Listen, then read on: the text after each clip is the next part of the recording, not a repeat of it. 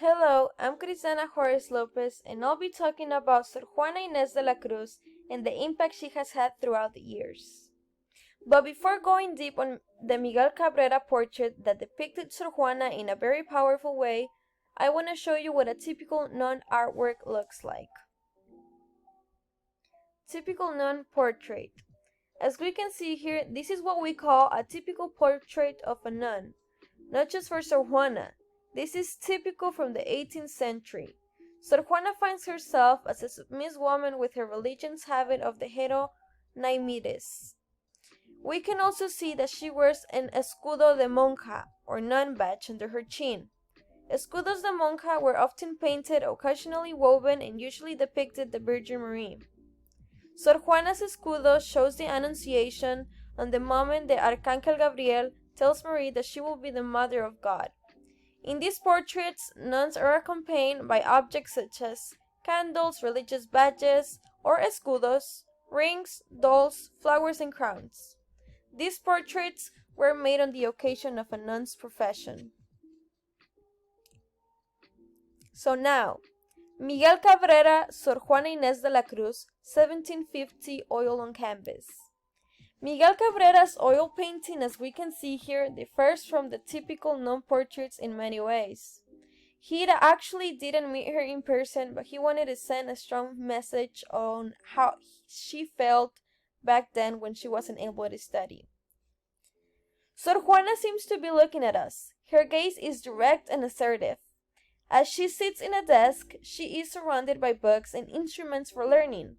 The books in this library include books on philosophy, natural science, theology, mythology, and history.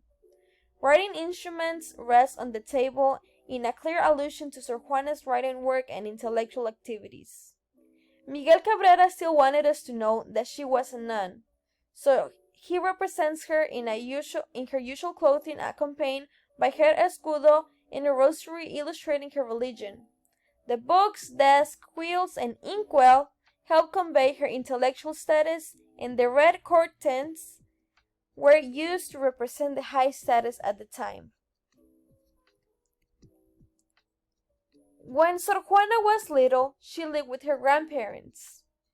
There, she had the opportunity to become a reader in her early childhood, but not because her family wanted. When she was little, she used to hide in the Hacienda Chapel to read her grandfather's books from the adjoining library. Sor Juana composed her first poem when she was 8 years old. She also learned Nahuatl and Aztec language spoken in central Mexico and wrote some short poems in that language. Sor Juana Inés de la Cruz was sent back to her birthplace, Mexico, due to the death of her grandfather. She was sent to live with her aunt, and Juana's dream had always been to study, but all the subjects she liked were for men, and so she was willing to dress as a man to attend school. After having that will, she didn't have permission from her family, but that didn't stop her. She continued studying privately at home. Sor Juana stated that her thoughts were the only thing that allowed her the freedom to study, create, and express herself. She stood strong despite all the obstacles she might have, since in her time women didn't have the opportunity to study because it seemed disrespectful towards men. In 1690, a letter of hers, which she criticized a well-known Jesuit sermon, was published without her permission by a person using the title Sor Filotea de la Cruz. It was actually published by the bishop named Manuel Fernandez.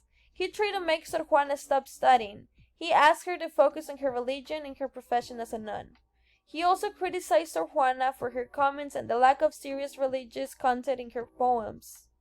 Later on, she decided to respond with a letter called Response to Sor Filotea. There, Sor Juana defended women's intellectual rights and women's rights to have access to education. She also condemned the church for keeping women uneducated. She was never afraid, even if it could cost her life.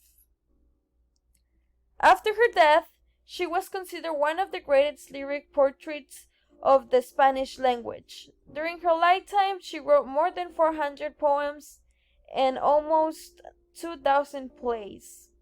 But this is uncertain since at the time when she was writing, she wasn't allowed to, so her plays, her essays, and her poems didn't have track. Not only was Sor Juana a talented poet and philosopher, all of Sor Juana's sacrifices throughout her life are significant since she opened the doors to women for an education, and that is why she is remembered as an icon in New Spain.